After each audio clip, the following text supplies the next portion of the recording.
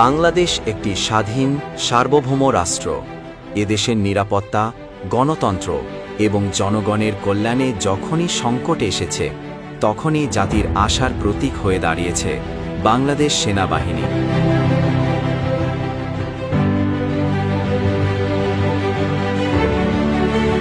আর এই মুহূর্তে সেনাবাহিনীর নেতৃত্বে আছেন এমন একজন দেশপ্রেমিক, দূরদর্শী ও নীতিবান ব্যক্তি, জেনারেল ওয়াকার।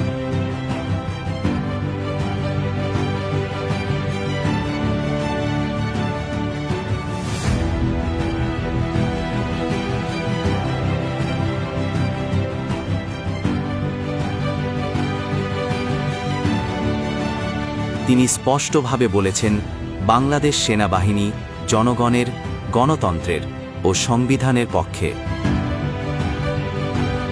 বাংলাদেশ একটি স্বাধীন সার্বভৌম রাষ্ট্র।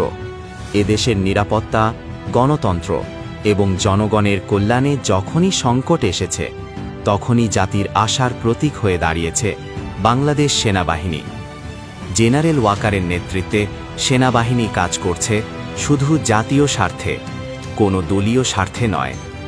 মানবিক করিডোর ইস্যুতে তিনি দিয়েছেন কড়া বার্তা। বাংলাদেশের সার্বভৌমত্বের প্রশ্নে কোনো ছাড় নেই।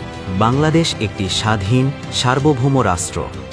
এদেশের নিরাপত্তা, গণতন্ত্র এবং জনগণের কল্যাণে যখনই সংকট এসেছে, তখনই জাতির আশার প্রতীক হয়ে দাঁড়িয়েছে বাংলাদেশ সেনাবাহিনী। নির্বাচন ও সংকটের সময়েও সেনাপ্রধান জেনারেল ওয়াকার দাঁড়িয়ে আছেন দেশের মানুষের পাশে। আপনারা যদি নিজেদের মধ্যে ভেদাভেদ ভুলে একসাথে কাজ না করতে পারেন। সেনাপ্রধান তার বক্তব্যে উল্লেখ করেন, বাংলাদেশ সেনাবাহিনী কখনোই এমন কোনো কার্যকলাপে যুক্ত হবে না যা জাতীয় সার্বভৌমত্বের জন্য ক্ষতিকর। তিনি সব পর্যায়ের সেনা সদস্যদের নিরপেক্ষ থাকার এবং ভবিষ্যতে নির্বাচনী দায়িত্ব সততা ও নিষ্ঠার সঙ্গে পালনের নির্দেশ দেন। তিনি কোনো দলের জন্য নন, কাজ করছেন দেশের জন্য। জনগণের নিরাপত্তা, গণতন্ত্রের ধারাবাহিকতা এবং দেশের স্বাধীনতা রক্ষাই তার মূল লক্ষ্য।